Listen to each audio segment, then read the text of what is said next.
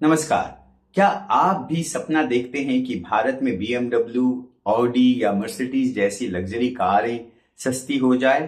तो इंडिया और European union के बीच में एक बड़ी ट्रेड डील यानी FTA यानी फ्री ट्रेड एग्रीमेंट पर बात चल रही है, जिसपे बहुत जल्दी ही साइन होने वाली है, जिसपे दस्तखत लगने वाली है, यह डील होने वाली है। लेकिन हाल में ही यूरोपियन कार मेकर्स ने एक बड़ी चेतावनी दे दी है।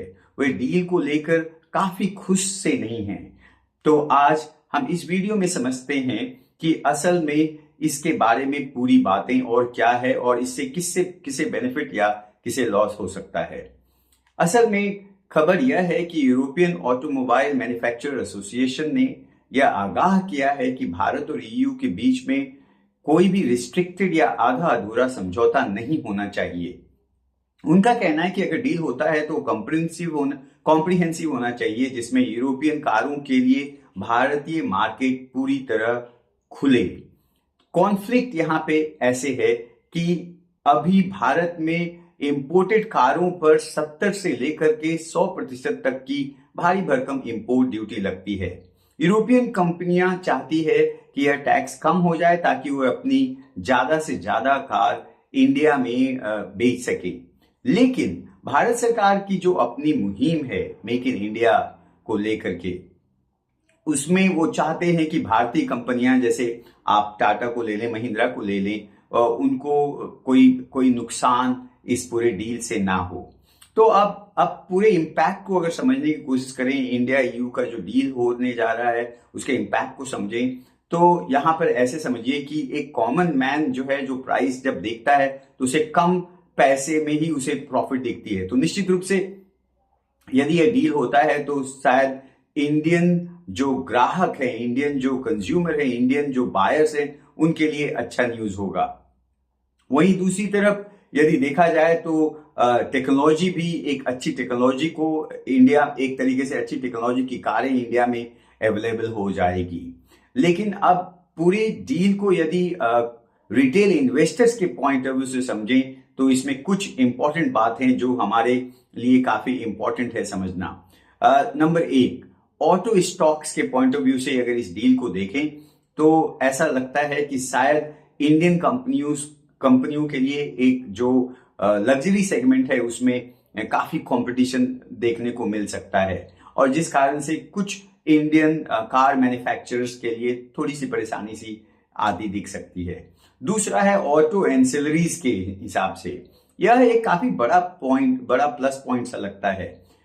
यदि देखा जाए तो भारत की बहुत सारी ऑटो कंपोनेंट कंपनियों को मौका मिलेगा बड़े बड़े ऑर्डर्स को अवेल करने का और काफी बड़े ऑर्डर्स को सप्लाई करने का।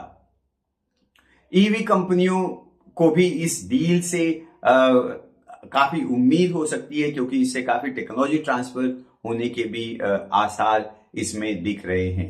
तो यदि हम संक्षेप में कहें तो यूरोपियन कार मेकर्स चाहते हैं कि भारतीय दरवाजा पूरी तरीके से उनके लिए, भारतीय मार्केट पूरी तरीके से उनके लिए खुले। लेकिन निश्चित रूप से गवर्नमेंट हमेशा यह चाहेगी कि इंडियन कंपनियों को इससे ज्यादा परेशानी ना हो। और दूसरी बड़ी बात यह है कि यदि इन्वेस्टर्स के पॉइंट ऑफ व्यू से समझें तो निश्चित रूप से अगर हम देखें कि ऑटो कंपोनेंट मैन्युफैक्चरर जो अभी भी दुनिया की काफी भागों में अपने कंपोनेंट्स को सप्लाई करने के लिए जाने जाते हैं, उनके लिए मौका इससे काफी और ज्यादा बढ़ने का है। और निश्चित रूप से उनके लिए एक काफी पॉजिटिव न्यूज होगा जब ये इंडिया और EU का जो ट्रेड एग्रीमेंट है, जो FTA फ्री ट्रेड एग्रीमेंट है, वो साइन होता है। तो इस तरीके से हम समझ सकते हैं कि ये काफी बड़ा इवेंट है।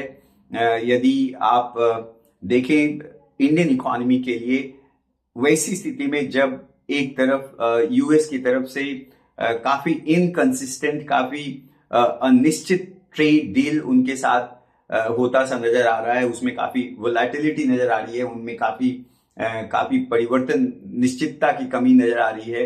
तो ऐसी स्थिति में इंडिया और EU के बीच में जो ट्रेड डील हो रहा है, इस पे हमारी नजर होनी चाहिए। हमें इसके फाइन प्रिंट्स को और भी आगे डिटेल्स में समझने का कोशिश करना चाहिए। लेकिन आज के हमारे एनालिसिस से हमें जो समझ में आता है उसके आधार पे इंडियन ऑटो कंपोनेंट मेकर्स के लिए शायद ये काफी अच्छा पॉजिटिव न्यूज हो।